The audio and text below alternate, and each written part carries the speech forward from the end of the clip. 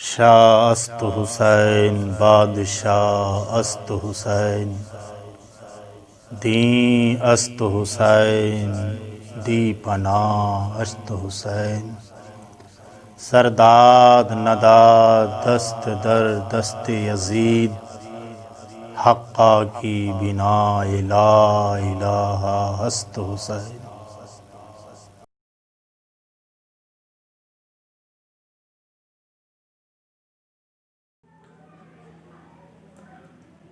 سامعین اہل سنت، السلام علیکم ورحمۃ اللہ تعالی وبرکاتہ۔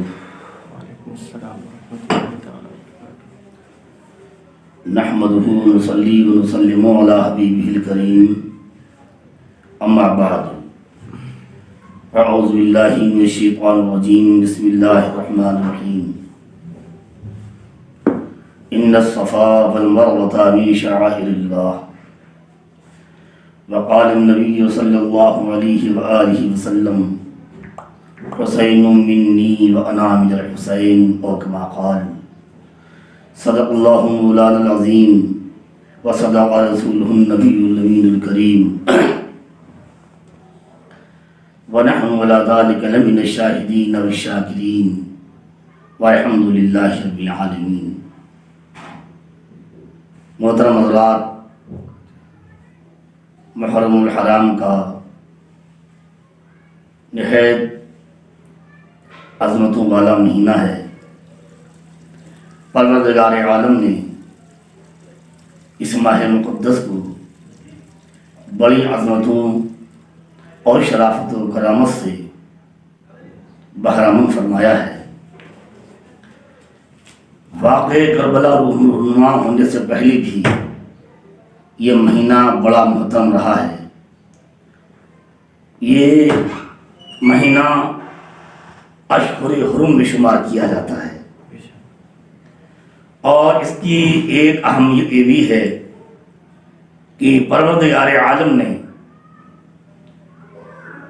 کئی انبیاء کرام علیہم السلام کو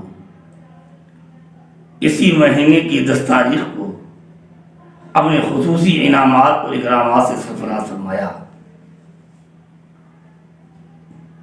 اور یہ رب کا فضل خاص ہے کہ رب قدیر نے اپنے محبوبین انبیاء مرسلین علیہ السلام کو اپنی خصوصی انعامات سے نوازنے کے لیے محرم الحرام کی جو 10 تاریخ مقرر فرمائی تھی، پروردگار عالم نے اپنے محبوب کریم رحمت عالم صلی اللہ علیہ وآلہ وسلم کے مقدس نواسے سیدنا الکریم سید شباب اہل الجنہ سرکار امام حسین رضی اللہ تعالیٰ عنہ کو بھی اپنی خصوصی انعام و اکرام سے نوازنے کے لیے اسی تاریخ کا انتخاب فرمایا۔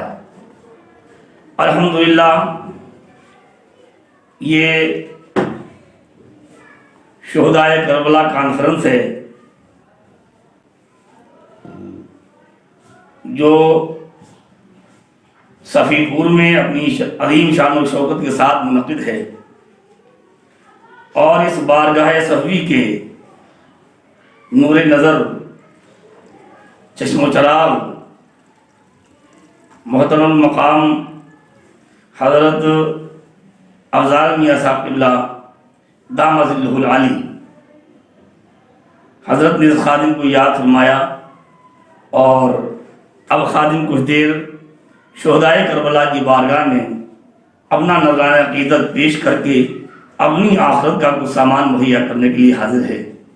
آئیے بڑے ادب و احترام کے ساتھ اپنے آقا دونوں عالم کے مولا، ہم مجرموں پر کرم فرمانے والے، ہم گناہگاروں کی شفاعت فرمانے والے، پروردگار عالم کی نعمتیں اپنے دست رحمت سے تقسیم فرمانے والے، اللہ تبارک و تعالیٰ کے حبیب اکرم مالک وحدہ لا شریک کے روئے زمین پر خلیفہ اعظم، اس کی قدرت کاملہ کے مظہر عتم، پیاری پیاری آقا دونوں عالم کے مولا، ارواحنا و ابداننا فدا جناب محمد رسول اللہ صلی اللہ تعالی علیہ وآلہ وسلم کی بارگاہ نبوت و رسالت میں درود پاک کا نذرانہ پیش کریں۔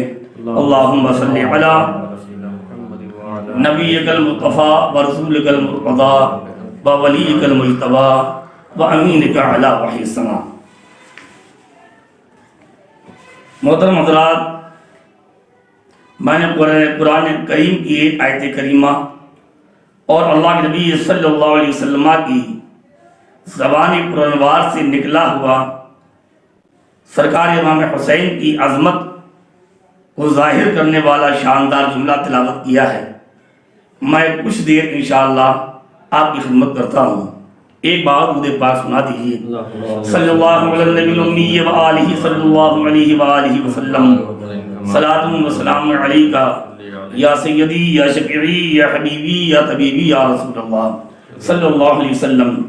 میں نے قرآن کریم کی جو تلاوت کی ہے میں اس کا ترجمہ کرتا ہوں، اور اس آیت کریمہ کو تلاوت کر کے اس کا ترجمہ، اس کا مفہوم واضح کر کے میں آپ کو بتانا چاہتا ہوں کہ میرے آقا پیارے حسن، میرے مولا پیارے حسین یہ اللہ کی زمین پر اللہ تبارک و تعالیٰ کی مقدس نشانیاں ہیں۔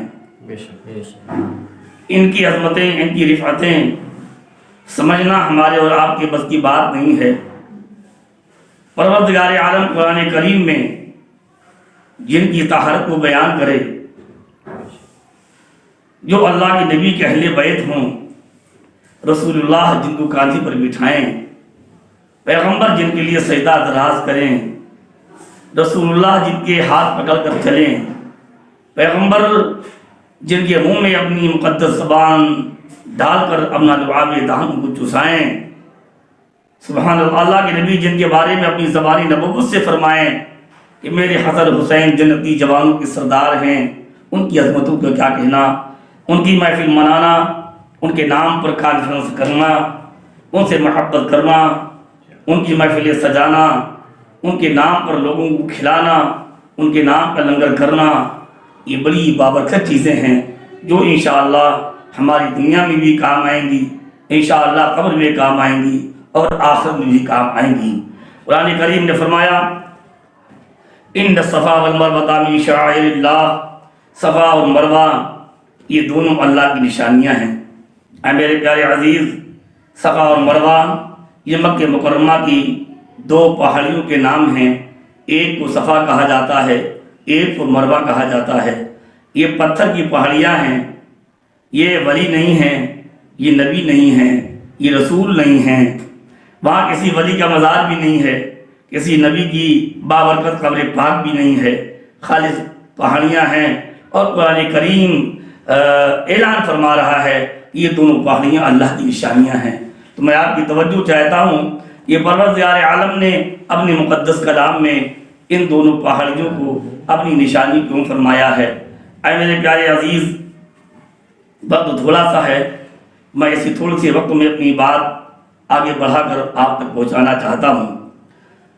آپ نے سنا ہے کہ اللہ کے مقدس خلیل ہمارے آقا صلی اللہ علیہ وآلہ وسلم کی جد اعلیٰ حضرت ابراہیم علی نبینا وعلیہ الصلاۃ والسلام بحکم ربی اپنی مقدس زوجہ حضرت حاجرہ اور اپنے لاچہیت لال حضرت اسماعیل کو بے آب و گہ میدان میں چھوڑ کر اور چل پڑے۔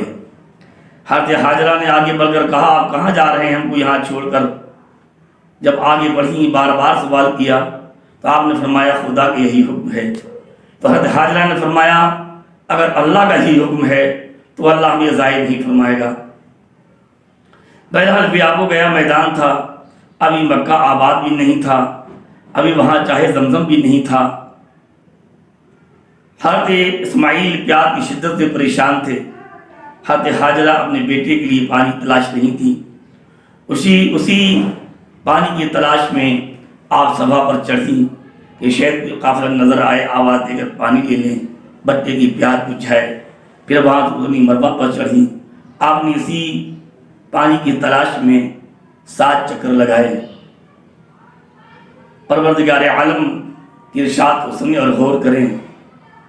حضرت حاجرہ اللہ کی ولیہ ہیں، اسلام کا فیصلہ ہے کوئی عورت نبی نہیں ہو سکتی، رسول نہیں ہو سکتی۔ اللہ کی ولیہ ہیں، آپ نے 7 چکر لگائے، ان پہاڑیوں نے حضرت حاجرہ کے قدموں کا بوسہ لے لیا، ان کے قدموں کو چوم لیا، آپ کے قدموں سے ان پہاڑوں کو نسبت حاصل ہو گئی، وہاں کوئی مظہر نہیں ہے، کسی مقدس محبوب بندے کی قبر نہیں ہے، ان مقدس قدموں کے تعلق کی بنیاد پر سبحان اللہ پروردگار عالم نے ان پہاڑیوں کو اپنی نشانی قرار دے دیا۔ اب میرے بھائی ایک ولیہ کے قدموں سے اگر نسبت ہو جائے تو وہ پہاڑ اللہ کی نشانی ہو جائے، تو اس آیت سے یہ ثابت ہوا کہ جب ولی سے تعلق ہونے والی، ولیہ کے قدموں سے متعلق ہو جانے والی پہاڑیاں اللہ کی نشانی ہیں، تو اللہ کا ولی بھی اللہ کی نشانی ہے نا، اللہ کی ولیہ بھی اللہ کی نشانی ہے۔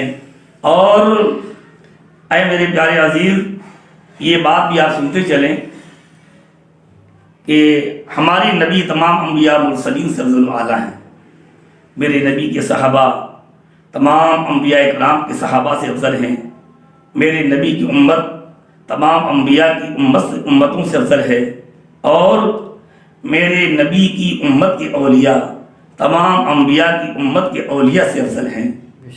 اب میری نبی کی امت کے اولیاء کی کیا بات ہے؟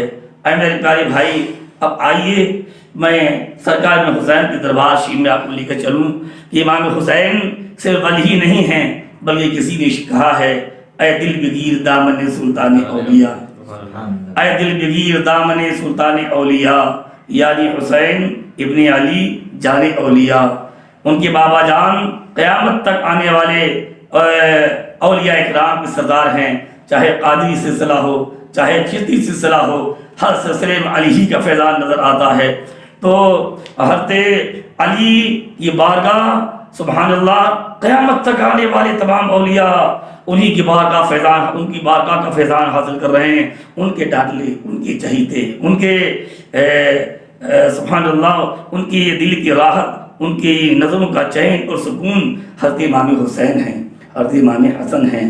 تو قرآن کی آیت سے ثابت ہوتا ہے کہ حضرت امام حسین بھی اللہ کی نشانی ہے، امام حسن بھی اللہ کی نشانی ہے، علی اکبر بھی اللہ کی نشانی ہے، علی اصغر بھی اللہ کی نشانی ہے، امن محمد بھی اللہ کی نشانی ہے، حضرت قاسم بھی اللہ کی نشانی ہے، حضرت عباس علم بردار بھی اللہ کی نشانی ہیں۔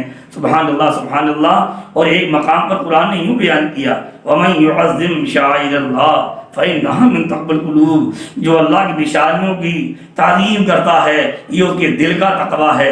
تو اس آیت سے یہ پتہ چلا جو حسین کی تعظیم کرتا ہے اس کا دل متقی ہے، جو امام حسن کی تعظیم کرتا ہے اس کا دل متقی ہے، جو انو محمد کی تعظیم کرتا ہے اس کا دل متقی ہے، جو حضرت قاسم کی تعظیم کرتا ہے اس کا دل متقی ہے، جو حضرت علی اکبر علی اصغر کی تعظیم کرتا ہے اس کا بھی دل متقی ہے، جو حضرت زین العابدین کی مجھ سے محبت و تعظیم کرتا ہے ان سے محبت رکھتا ہے اس کا دل بھی متقی ہے۔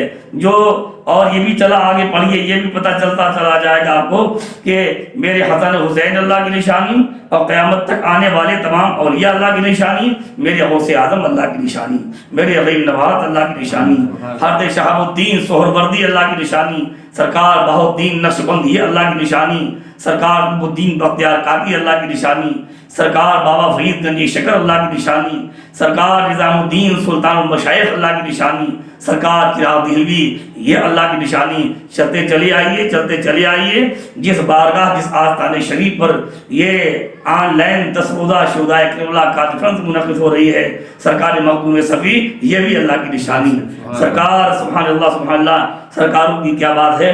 اللہ تعالیٰ تمام اولیاء کی عقیدت و محبت ہمیں آپ کو عطا فرمائے۔ الحمدللہ آستان عالیہ سمدیہ مصباحیہ دارالخیر بھگونشی کا غلام ہوں، وہاں کے آقاؤں نے یہی تعلیم دی ہے کہ تمام اولیاء اکرام تمام سنی آستانہ جات کا ادب و احترام کیا جائے، تعظیم و تکریم بجا لائی جائے، اور اللہ کی کسی محبوب بندے کی بارگاہ میں کبھی بے ادبی ہونے نہ پائے۔ اب آپ گفتگو آگے بڑھاتا ہوں، ایک بار درود پاک سنائیے۔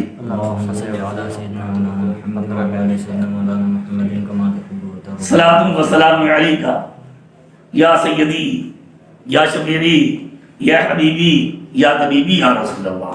وقت بہت تھوڑا سا ہے، تقریباً آدھا پون گھنٹہ مجھے بولنا ہے، آدھا گھنٹہ تمہیں بولنا ہے، یہی مجھ سے کہا گیا تھا، لیکن گھڑی بہت تیزی سے آگے بڑھ رہی ہے۔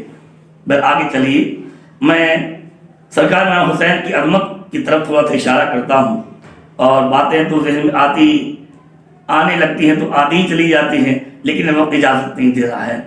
سرکار امام حسین کی ایک عظمت کی طرف میں آپ کو اشارہ کر رہا ہوں۔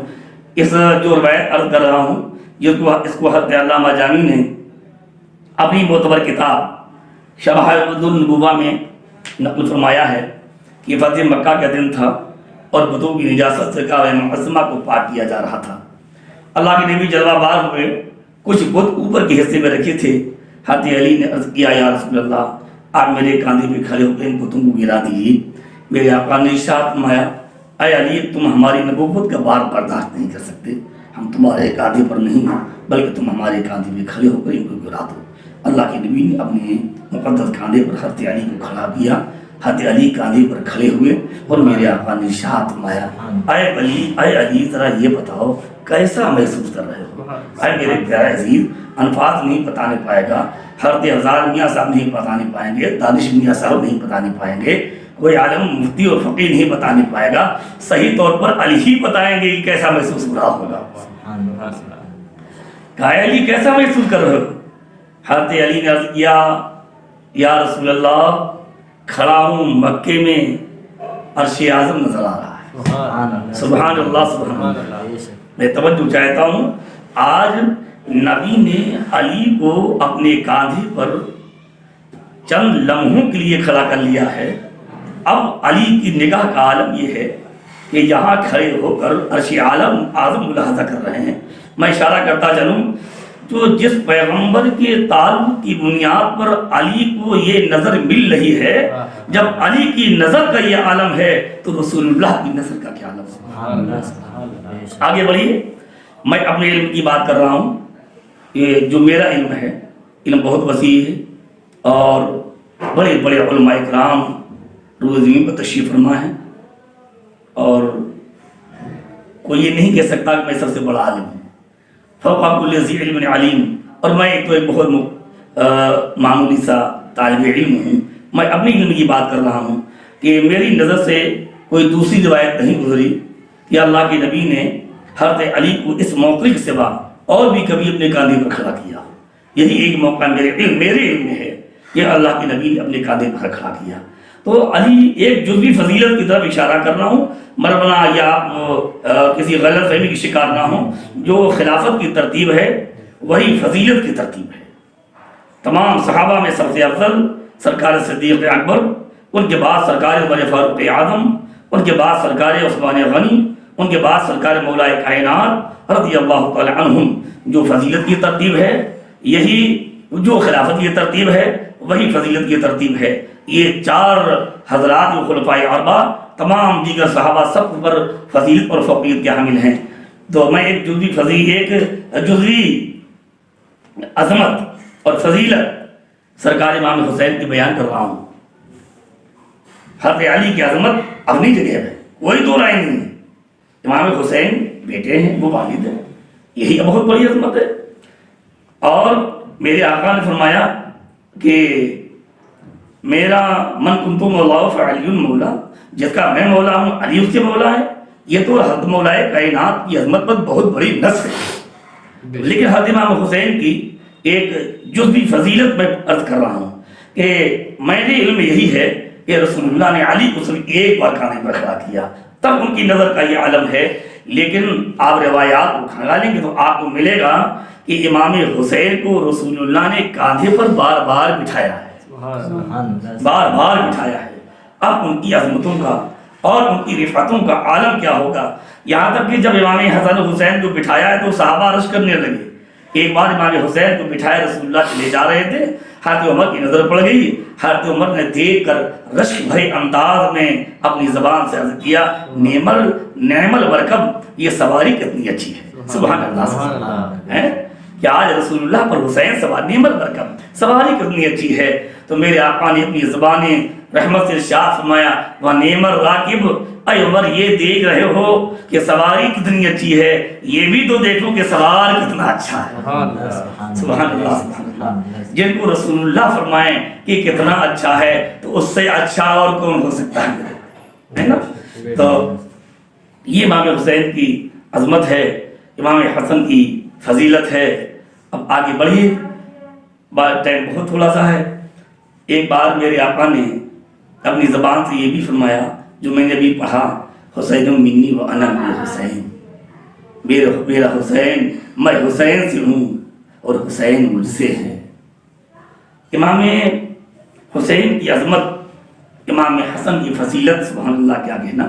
ایک بات میں عرض کروں، آپ نے علماء سے سنا ہے اور پڑھے لکھے حضرات نے پڑھا ہے کہ مدینہ شریف کے کھارے کنویں میں رسول اللہ نے اپنا ایک بار لعاب دہن شریف ڈال دیا تو کنویں کا سارا پانی میٹھا ہو گیا اور وہ بڑی عظمت والا ہو گیا۔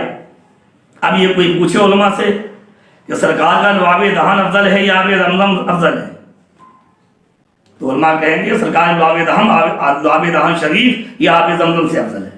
آپ نے علماء سے سنا ہے کہ زمزم بڑی عظمتوں کا حامل ہے، لیکن آپ نے یہ بھی سنا کہ رسول اللہ نے ایک پیالے میں اپنا نورانی ہاتھ رکھ دیا تھا تو انگلیوں کی کھائیوں سے پانی کا فوارہ جاری ہو گیا تھا۔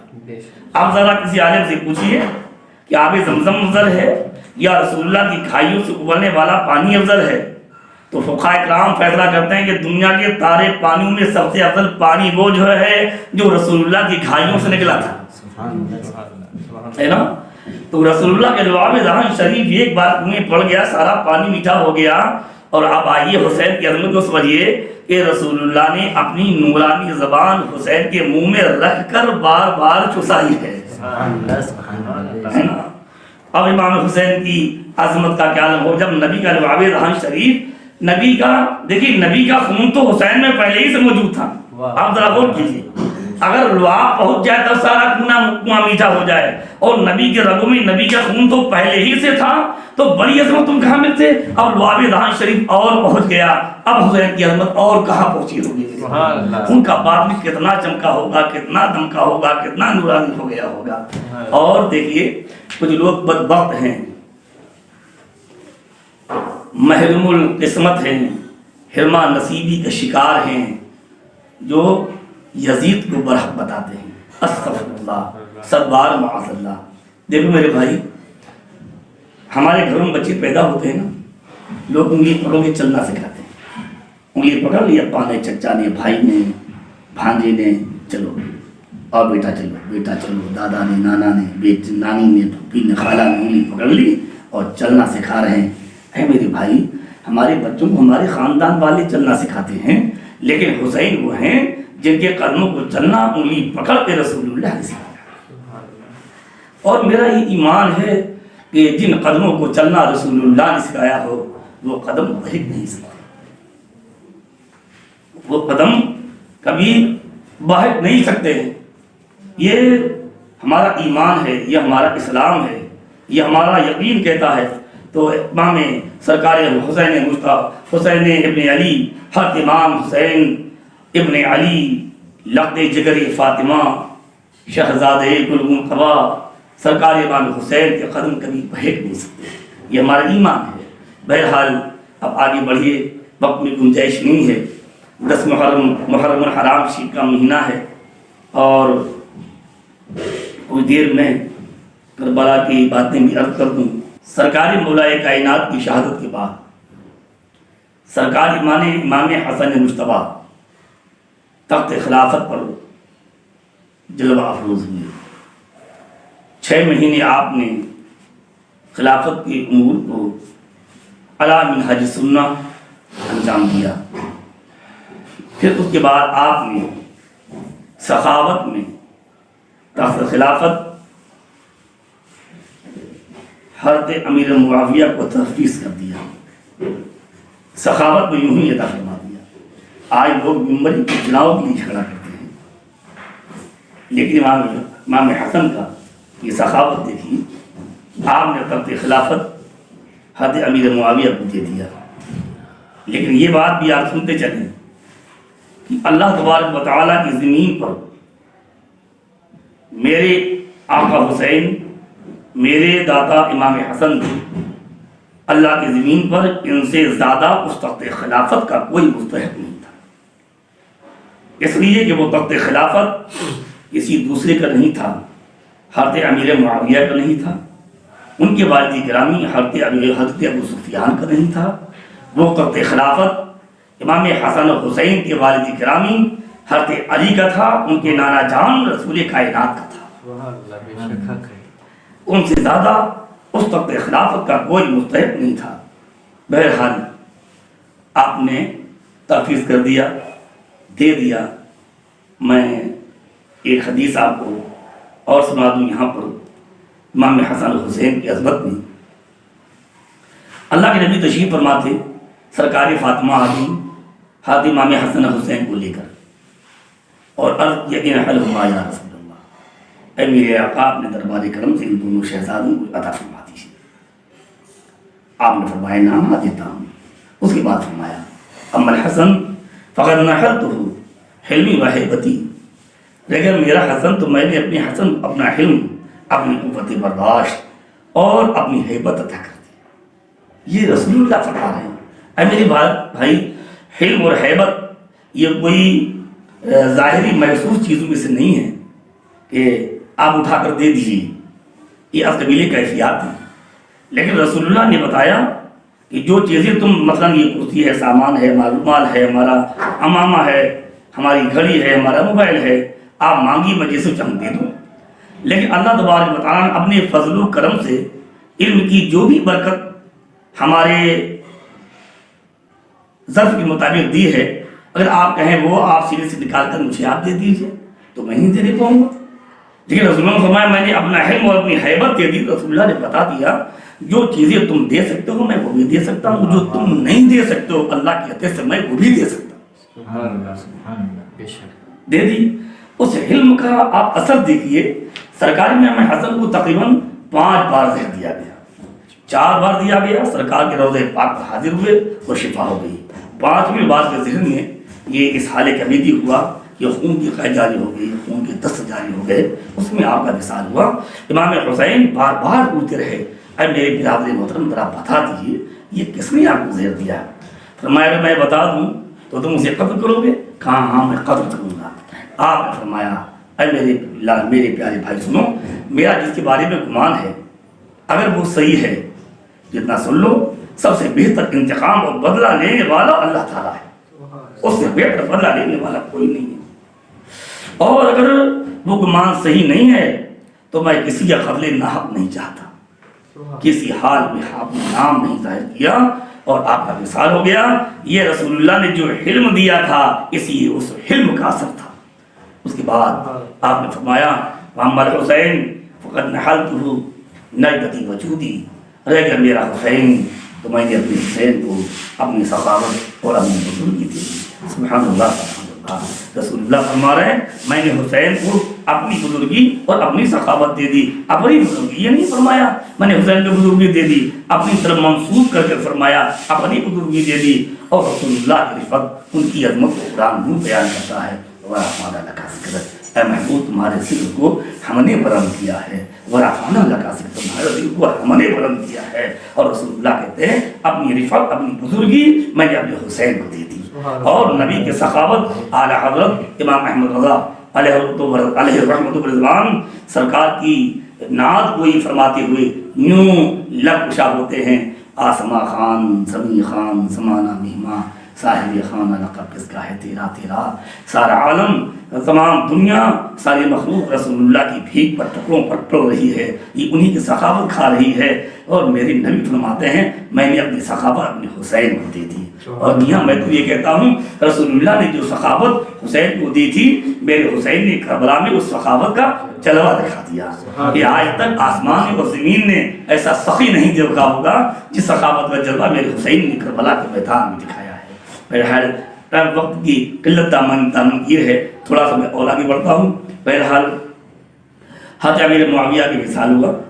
میں یہاں پر یہ بھی کہتا چلتا ہوں کہ اہل سنت کا موقف یہ ہے کہ اللہ کے نبی کی کسی مقدس صحابی کے بارگاہ میں ادبی نہ کی جائے۔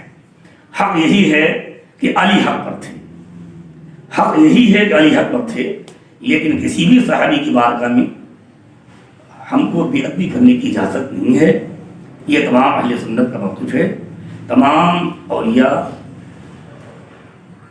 اکابر ائمہ अजिल सूफिया, तमाम फुक़हा, सबका यही मौक़िफ़ है, हमें अपने बुज़ुर्गों के रास्ते से हटना नहीं चाहिए।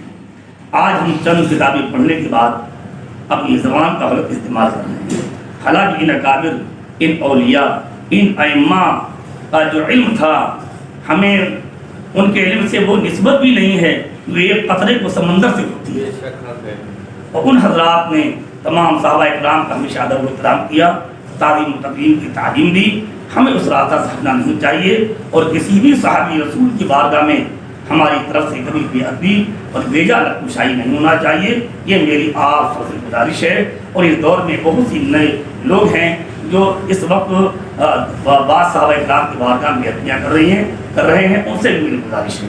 हज़रत अमीर मुआविया रज़ी अल्लाह तआला अन्हु बेशक यकीनन अल्लाह के नबी के सहाबी थे, उनकी बारगाह में या किसी भी सहाबी रसूल की बारगाह में बेअदबी नहीं होनी चाहिए। हाँ, ये ज़रूर है कि सरकार मौलाए कायनात की अज़मत अपनी जगह है। वो अली थे, सुभान अल्लाह, अली अली सुभान अल्लाह के अली का माना ही बुलंद है। और मैं वहाँ पर अभी एक बात और कह दूँ कि अली तो पहले ही से अली थे, और जब रसूलुल्लाह ने कांधे पर खड़ी कर लिया तो अली अब और अली हो गए। उनकी अजमत में क्या कहना, लेकिन अदब का दामन थामे रहें, हमारी तरफ से कभी भी अदबी नहीं होनी चाहिए। बहरहाल हज़रत अमीर मुआविया रज़ी अल्लाह तआला अन्हु का विसाल हुआ, और आपकी विसाल के बाद यजीद जैसा बदबख्त, मालून, खबीसुन नफ्स, शैतान लईन तख्त खिलाफत पर जबरन काबिज हुआ और उसने अहले बैत रसूलुल्लाह पर मज़ालिम उठाए। सरकार इमाम हुसैन से बैअत का मुतालबा करवाया कि फ़ौम से बैअत ली जाए। हज़रत अब्दुल्ला इब्न उमर, हज़रत अब्दुल्ला इब्न ज़ुबैर, इन सब से मुतालबा किया गया। लेकिन मैं कहता हूँ बहुत बड़ा बेहया था, बहुत बड़ा बेवकूफ़ था यजीद, इमाम हुसैन से बैअत का मुतालबा कर रहा था। वो मेरे इमाम हुसैन, मियाँ आजकल अगर कोई सही इंसान अपने जामे शराइत शेख के हाथ पर हाथ दे देता है तो फिर वो हाथ किसी को पकड़ाना पसंद नहीं करता है। और वो इमाम हुसैन जो अपना हाथ नबी के हाथ में दे चुके थे, वो किसी को हाथ देना कैसे पसंद करेंगे। बहरहाल और बदबख्ती थी कि वो इमाम हुसैन से हाथ मांग रहा था। काश वो हाथ मांगता नहीं बल्कि इमाम हुसैन के हाथ में हाथ दे देता तो मेरे हुसैन उसका हाथ पकड़कर उसको जन्नत पहुंचा देते। बहरहाल मामला आगे बढ़ा और इमाम हुसैन ने अपने अहले बैत के साथ मदीना मुनव्वरा छोड़ा, मक्का मुअज़्ज़मा तशरीफ़ लाए। फिर वहाँ से कूफियों के इसरार पर आपने करबला मुअल्ला का सफ़र किया। करबला पहुँचे और यजीदियों ने रोक डाल दी। तकरीबन 22,000 लश्कर वहाँ पर इकट्ठा हो गया और शोहदाए करबला अहले बैत रसूलुल्लाह से मुकाबला करने के लिए, जंग करने के लिए।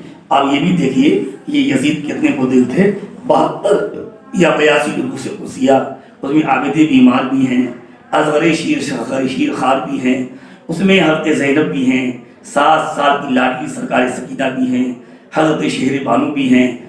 लेकिन उनको हया नहीं आई, हम किससे लड़ने जा रहे हैं, किसी जंग करने जा रहे हैं। बहरहाल वक्त में गुंजाइश नहीं है, मैं मुख्तसर बात ताम करके और गुफ्तगू ख़त्म करना चाहता हूँ। आज मुहर्रमुल हराम का मौका है और 10 मुहर्रमुल हराम था और 9 का दिन गुजरा, 10वीं शब गुजरी, सवेरे जंग होने वाली है, बे आबो गैर मैदान है। 3 दिन से पानी और खाने पर पाबंदियाँ हैं, न खाने पीने के खास साथ में इंतज़ामात हैं। 3 दिन से पानी पर पहरा है, ना जान खीमे के जानवरों को पानी मिल रहा है, ना बच्चे पानी पी रहे हैं। सवेरे जंग होने वाली है, इमाम हुसैन की अंजाम पर बाकायदा नज़र है। लेकिन इमाम ये देख रहे हैं कि अगर मैंने यजीद के हाथ में हाथ दे दिया तो हमारी जान बचेगी, बच्चों की जान बचेगी, लेकिन रसूलुल्लाह के दीन की हिफाजत कैसे होगी, शरीयत रसूलुल्लाह को बचाया कैसे जाएगा। तो वो रात पूरी गुजर गई। ये बात मैं अर्ज़ करता चलूँ, जब 10वीं शब थी तो कुछ जानिसारों ने खीमे का थोड़ा सा कपड़ा हटाकर देखा कि देखें आज कल जंग होने वाली है और तीसरा दिन प्यास की शिद्दत में गुजर रहा है, अब रात में इमाम क्या कर रहे हैं। लोगों ने देखा एक टिमटिमाता चिराग चल रहा है, वो मेरे प्यारे आका हुसैन करबला के मैदान में अपने खीमे में कुरान करीम की तिलावत फरमा रहे हैं। इमाम कुरान की तिलावत फरमा रहे हैं سجدے کے مزے لوٹ رہے ہیں، اللہ کی عبادت کر رہے ہیں۔ اہل قافلہ اللہ کی یاد، اس کی عبادت میں مصروف ہیں۔ صبح ہوئی اور بہرحال اب یزیدیوں نے نقارہ بجایا، اور قیادت کون کر رہا تھا؟ عمرو ابن سعد، حضرت سعد ابن ابی وقاص کا بیٹا۔ کون جانتے ہیں آپ سعد ابن ابی وقاص؟ یہ رسول اللہ کے ماموں تھے۔ اللہ کے نبی نے ایک بار ارشاد فرمایا، میرے سرکار تشریف فرما تھے، صحابہ بیٹھے تھے، حضرت سعد ابن ابی وقاص آ گئے، میرے آقا نے فرمایا میرے ماموں کی طرح کسی کا ماموں ہو تو دکھائے۔ ایک بار اللہ کے نبی نے حضرت سعد ابن ابی وقاص سے جنگ احد کے موقع پر ارشاد فرمایا، فدا کا امی و ابی یا سعد، اے سعد تم پر میرے ماں باپ قربان۔ ان کا یہ ناخلف بیٹا تھا عمرو، جو دولت، مال اور منصب کے لالچ میں رسول اللہ کے اہل بیت سے رہا تھا، میرے پیارے نبی کے لاڈلوں سے رہا تھا، جنتی جوانوں کے سردار سے رہا تھا، جن کی طہارت قرآن بیان کرے، جن کی عظمت کو کوتے قرآن گیت گائے، احادیث جن کا خطبہ پڑھیں، اور ان سے لڑ رہا تھا۔ اللہ برا کرے دولت کی محبت کا کہ دیکھو عمرو بن سعد کو شرم نہیں آئی کہ میرے ابا جان ان کے نانا کے صحابی ہیں، نانا کے ماموں ہیں، ان کے نانا جان نے میرے ابا کے بارے میں کیا کیا عظمتیں بیان کی ہیں، ہم کل قیامت کے دن ان کے نانا کو کیا منہ دکھائیں گے، کل قیامت کے دن ہم اپنے ابا جان کو کیا منہ دکھائیں گے، ہم کس سے لڑ رہے ہیں۔ لہٰذا میری بھائی میری گزارش ہے کہ دولت سے ایسی محبت مت کرو جو تمہاری ایمان کی نقصان دہ ہو جائے، جو تمہاری قبر و موت و آخرت کی نقصان دہ ہو جائے۔ میرے بھائی دین پہلے ہے، دنیا بعد میں ہے، آخرت پہلے ہے، دنیا بعد میں ہے۔ اللہ سے محبت کرو، رسول سے محبت کرو، آخرت سے محبت کرو، اور یہ دنیا دل لگانے کی چیز نہیں ہے۔ مولا کائنات حضرت علی ارشاد فرماتے ہیں، جس دل میں دولت کی، دنیا کی محبت پہنچ جاتی ہے، پھر وہ دل میں اللہ کی محبت نہیں پہنچنے پاتی ہے۔ بہرحال جنگ شروع ہوگی اور شہادتیں شروع ہوگی۔ اللہ کے نبی کے نواسے کی جانثار کی باتیں کرے، اپنی قربانیاں دینے لگے۔ ہر کی حر ادھر سے نکل کے ادھر آ گئے، اللہ نے ان کو جہنم سے آزاد فرما دیا، اب ٹائم میں گنجائش نہیں ہے۔ اللہ کا سرکار امام حسین کے جانثاران یہ کہ بات دی کرے، آپ کو بٹھائے رکھے، آپ تشریف فرما رہے ہیں۔ میرے پیارے حسین، اگر ہم 100 بار مریں گے اور 100 بار زندگی دے گا تو یہ زندگی آپ کے قدموں پر نشاور ہوگی۔ اس دنیا میں بڑھ کر آپ سے ہمارے لیے کوئی نہیں ہے، آپ سے بڑھ کر کوئی نہیں ہے۔ آپ رسول اللہ کے لب ذکر ہیں، ان کے لاڈلے ہیں، ان کے نواسے ہیں، جنتی جوانوں کے سردار ہیں، اہل بیت رسول اللہ ہیں۔ آپ پر میری جان قربان، میرا مال قربان، میری اولاد قربان، جانے کتنی جانثار تھے جو اپنی جان سے جان پیش کرنے کی حاضر تھے۔ یقین بیعتی کرے، جانثاروں کی شہادت ہوئی۔ حضرت عباس پانی لینے کے چلے، اہل بیت رسول کی جب پیاس کو دیکھا، بچوں کی پیاس اور تشنگی کو دیکھا، برداشت نہ کرنے پائے اور لے کے چلے، چیرتے پھاڑتے۔ اب نہر فرات پر پہرا بیٹھا ہوا تھا۔ اے محترم، یزیدیوں کی بحیائی دیکھیے، ہم کھاتے ہیں تو یہ حسین کے نانا کا صدقہ ہے، ہم پیتے ہیں تو یہ حسین کے نانا کا صدقہ ہے۔ جس حسین کے نانا کے صدقے میں پانی اور دانہ پیدا کیا گیا ہے، اسی حسین پر یہ پانی کا پہرا بٹھا رہے تھے۔ بہرحال میرے عباس اہل بیت کی محبت میں پہنچ گئے، چیرتے پھاڑتے، اور آپ نے مشکیزہ بھر لیا، بازو میں ٹانگا، چلو میں پانی لیا، پینے کا ارادہ کیا۔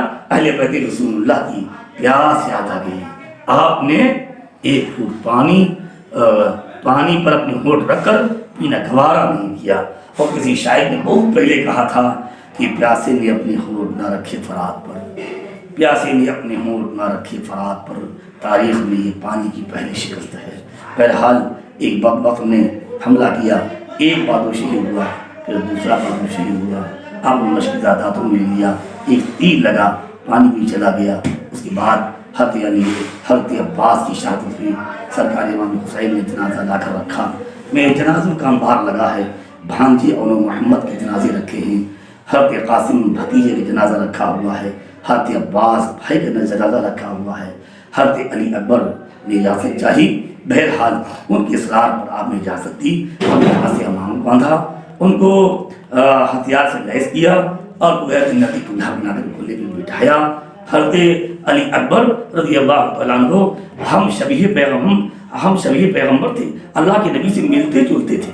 جب نبی کی مثال کے بعد لوگ نبی کی دیدار کے لیے تڑپتے تھے تو مدینے آ کر حضرت علی اکبر کا زیارت کر کے اپنے دلوں کو تسلی دے لیا کرتے تھے. بہرحال حضرت علی اکبر آگے بڑھے اور جب کسی ہمت نہ پڑی اور آپ نے کسی شاعر نے کہا ہے کہ شیر کی آمد ہے کہ رنگ کانپ رہا ہے، کہ شیر کی آمد ہے کہ رنگ کانپ رہا ہے، رنگ ایک طرف چرخے کون کانپ رہا ہے. آگے بڑھے ایسا محسوس ہوتا تھا کہ بکریوں کو ریوڑ میں ایک شیر گھستا چلا جا رہا ہے. جانے کتنے کو اپنے ٹھکانے پہنچا کر واپس آئے. یا بتاؤ العطش، ابا جان پیاس کی شدت ہے. میرے حسین نے ان کو انگوٹھی چسائی. پھر دوبارہ چلے تو یزیدوں نے دیکھا ایک ایک کر کے صفایا ہو جائے گا، ہم پار نہ پائیں گے. تو سینکڑوں یزیدیوں نے گھیرا، محاصرہ کر کے آپ پر تیر و تبر کی بارش کی. آپ زخموں کی تاب نہ لا کر نیچے تشریف لائے اور آپ نے ایک آواز لگائی، یا بتاؤ ابا جان تشریف لائیے. سرکار امام حسین تشریف لے گئے، اپنے پیارے جوان چہتے لاڈلے بیٹے کی لاش کو لائے اور لا کر رکھا. ایمان والوں ذرا غور کر لو، ایک میت ہو جاتی ہے تو ہمارے خاندان کا کیا حال ہوتا ہے. لیکن وہاں تو 10 جنازوں کا انبار لگا ہے، لیکن میرے امام کے پائی استقامت میں ذرا بھی تسلسل نہیں ہے. ایمانی حوصلے، ایمانی جذبات میں کوئی کمی نہیں ہے. آج بھی وہی حوصلہ ہے جو کل حوصلہ تھا. وہ اللہ کے نبی کے دین کی حفاظت کے لیے، اپنے نانا کی امت کو گمراہی سے بچانے کے لیے سب کچھ قربان کرنے کے لیے تیار ہیں. گویا یہ تصور ہے سب کچھ چلا جائے، نبی کا دین سلامت رہے، نانا کی شریعت سلامت رہے، نانا کی امت گمراہی سے محفوظ رہے، بچی رہے. آخر میں آپ نے تیاری کی. حضرت زین العابدین آ گئے. ابا جان یہ خادم، یہ بیٹا پہلے قربان ہوگا نہیں. آپ نے وصیت کی، ان کو لٹا دیا. اور یہ بات غور کر لیں، آپ نے چلتے ٹائم حضرت زین العابدین کو جو وصیت کی تھی، جب جام شہادت نوش کرنے جا رہے تھے تو یہ فرمایا تھا، یہ نصیحت صرف زین العابدین کے لیے نہیں ہے بلکہ قیامت تک آنے والی تمام امت کے لیے ہے. اے میرے بیٹے، صبر و استقامت اختیار کرنا اور ہر قدم پر رسول اللہ کی شریعت اور سنتوں کا احترام کرتے ہیں. ہر قدم پر اپنے نانا کی سنت پر، شریعت پر عمل کرتے رہنا. اے میرے بھائی، جا رہے ہیں گردن کٹانے کے لیے، پورا خاندان گزر چکا ہے، جنازوں کا انبار ہے، اور اب بھی خیال ہے تو نانا کی شریعت کا خیال ہے تو نبی کی سنتوں کے احترام کا خیال ہے. ہم آپ غور کر لیں کہ آج ہمارے کارنامے کیا ہیں، ہماری زندگی کیا ہے، ہماری روش کیا ہے. تو میں چاہتا ہوں اور میں کہنا چاہتا ہوں کہ ہمیں اور آپ کو چاہیے کہ اللہ کے نبی کی نصیحتوں پر اور سرکار امام حسین کی کربلا کی جو آخر نصیحت زین العابدین کی ہے اور پر عمل کریں، اور ہر قدم پر رسول اللہ کی شریعت کا احترام کریں، ان کی سنتوں پر عمل کریں. اس لیے کہ نبی کی شریعت طاہرہ کے بغیر بندہ خدا تک نہیں پہنچ سکتا ہے. اگر بندے کو خدا تک پہنچانے والی کوئی چیز ہے تو وہ رسول اللہ کی شریعت ہے، رسول اللہ کی روش ہے، رسول اللہ کی تعلیم ہے. اس کے بغیر بندہ خدا تک نہیں پہنچ سکتا ہے. بہرحال آپ نے ذوالفقار حیدری ہاتھ میں لی اور صندوق مبارک کھول کر رسول اللہ کا عمامہ شریف اپنے سر مبارک پر باندھا. اے مسلمانوں، نبی کا عمامہ، ٹائم نہیں ورنہ ابھی عمامے پر کچھ گفتگو کرتا میں آپ سے. نبی کا عمامہ ہے جس کو رسول اللہ نے اپنے سر پر باندھا تھا. جب وہ نبی کا عمامہ حسین نے کربلا میں اپنے سر پر باندھا ہوگا تو اب آج نبی امام حسین کی سر اقدس کی رفعتیں کہاں سے اور کہاں پہنچی ہوئی ہے نا. سر اقدس پر رسول اللہ کا عمامہ شریف باندھا اور ہاتھ میں ذوالفقار حیدری لی، لا فتح الا علی لا سیف الا ذوالفقار، اور آگے بڑھے. اور آپ نے اتمام حجت کے لیے ایک خطبہ دیا. اے یزیدیو، تم کس سے جنگ کرنے جا رہے ہو؟ ہم وہی ہیں جن کے نانا پر نعت و شفاعت تم قرآن پڑھتے ہو، جن سے تم شفاعت کی امید رکھتے ہو. ہم وہی ہیں جن کی طہارت کو قرآن نے آیت تطہیر میں بیان کیا ہے. ہم وہی ہیں رسول اللہ جن کو کاندھے پر بٹھاتے تھے. ہم وہی ہیں کہ میرے اور میرے بھائی کے بارے میں جن کے بارے میں میرے آقا نے فرمایا میرا حسن حسین جنتی جوانوں کے سردار ہیں. آج تم آج تم میرے خون سے ہاتھوں کو رنگین کرنے کے بعد قیامت میں خدا کا منہ کیا دکھاؤ گے؟ رسول اللہ کے سامنے تم کھڑے کیسے ہوگے؟ ایسا محسوس ہوتا تھا کربلا کا ذرہ ذرہ کانپ رہا ہے۔ وہ تاریخ مجھے بتاتی ہے جانے کتنے یزیدی تھے جن کی آنکھوں سے آنسو ٹپک رہے تھے، آج یہ کیا ہو گیا؟ لیکن برا کرے اللہ دولت کا اور حوث کا کہ جانے کتنے یہ طالبین دنیا کے کتے اپنے مناصب اور دنیا کی لالچ میں آ کر وہ اللہ کے نبی کے مقدس نوازوں کے ساتھ کیا کر رہے تھے۔ بہرحال ایک وقت آیا کہ آپ نے جانے کتنوں کو اپنے ٹھکانے پہنچایا، پھر آپ جب آگے بڑھے تو یزیدوں نے محاصرہ کیا، اتنے دنوں کی بارش کی، ایک آپ کی پیشانی میں لگا، ان کا فوارہ جاری ہوا، پورا جسم زخموں سے چور چور ہو گیا، یہاں تک کہ آپ جس سواری پر سوار تھے جب وہ زخموں کی تاب نہ لا سکا تو وہ بھی بیٹھوں کا آ گیا۔ آپ اترے اور خون کا فوارہ جاری تھا، تقریباً 72 زخم آپ کے مقدس جسم پاک پر لگ چکے تھے، اور نیچے تشریف لانے کے بعد جمعے کا دن تھا، نماز جمعہ کا وقت تھا۔ کسی شاعر نے کہا ہے کہ جو زیر خنجر قاتل ادا نماز کرے، جو زیر خنجر قاتل ادا نماز کرے، نماز ایسے نمازی پہ کیوں نہ ناز کرے، حلق میں تیغ تلے سینے پہ جلاد رہے، دل میں ہو یاد تیری لب پہ ہو نام تیرا، دل میں تیری یاد رہے۔ امام حسین نے جاتے جاتے بھی ہمیں اور آپ کو یہ سبق دیا ہے۔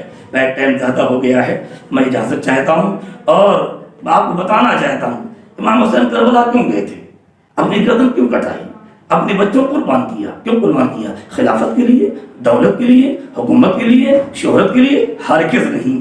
الحمدللہ ان کے نانا کی حکومت ساری دنیا پر چل رہی ہے، ان کے نانا ساتون عالم کے حاکم ہیں، اور وہ دولت کے محتاج، دولت ان کی محتاج تھی، دولت کے میرے حسین محتاج نہیں تھے، اس پیغمبر کے نواسے تھے جس پیغمبر نے فرمایا لو شئت لصارت معی جبال الذهب، اگر میں چاہوں تو سونے کے پہاڑ میرے ساتھ ساتھ چلا کریں۔ وہ شہرت کے محتاج نہیں، ہر نمازی پانچوں ٹائم پڑھتا ہے اللہم صلی علی محمد وعلی آل محمد، وہ کتنا شہرت کی نہ خلافت کے کسی کے محتاج نہیں ہیں۔ کربلا گئے تھے تو نانا کی امت کی حفاظت کے لیے گئے تھے، شریعت کی حفاظت کے لیے گئے تھے، سنتوں کی حفاظت کے لیے گئے تھے، حق و صداقت کی حفاظت کے لیے گئے تھے۔ تو لہذا ہمیں اپنے پیارے پیارے آقا حسین اور اہل بیت کی تعلیمات پر عمل کرنا چاہیے، ان کی روش کو لاہ حیات سمجھنا چاہیے، اور ہمیں زندگی کا ہر لمحہ رسول اللہ کی شریعت کے مطابق بسر کرنا چاہیے، اور حسین کی تعلیمات سے سر منہ ہمیں انحراف نہیں کرنا چاہیے۔ وہ کربلا میں رہے، مکہ مکرمہ میں رہے، مدینہ طیبہ میں رہے، آپ پوری زندگی پڑھتے ڈالیے، ایک لمحہ نبی کی شریعت سے ہٹ کر مل نہیں سکتا ہے، ایک لمحہ نبی کی سنت سے ہٹ کر نہیں مل سکتا ہے۔ میرے حسین نے تقریباً 25 مرتبہ بیت الحج کا فرمایا ہے، یہ حسین کا مرتبہ ہے، اور وقت میں گنجائش نہیں ہے، ورنہ میں گفتگو اور ابھی آگے بڑھاتا، اسی پر تمام کرتا ہوں۔ پھر چلتے چلتے گزارش کرتا ہوں کہ کربلا والوں کے نقش قدم پر عمل کیجیے، اور کربلا والوں سے، نبی کے اہل بیت سے دل سے محبت کیجیے، اور محبت کا تقاضا یہ ہے کہ ان کی تعلیمات پر صحیح طور پر عمل کیجیے۔ تعلیمات پر عمل کیے بغیر محبت کا تقاضا پورا نہیں ہو سکتا ہے۔ اللہ تبارک و تعالی حسین اعظم، حسن مجتبی، علی اکبر، اون محمد، حضرت قاسم، تمام اہل بیت، تمام صحابہ اور تمام محبوبین بارگاہ الہی کے محبت میں زندہ رکھے، اور اسی پر خاتمہ نصیب فرمائے۔ وآخر دعوانا ان الحمدللہ رب العالمین، استغفر اللہ ربی من کل ذنب واتوب الیہ۔ السلام علیکم ورحمۃ اللہ تعالی وبرکاتہ۔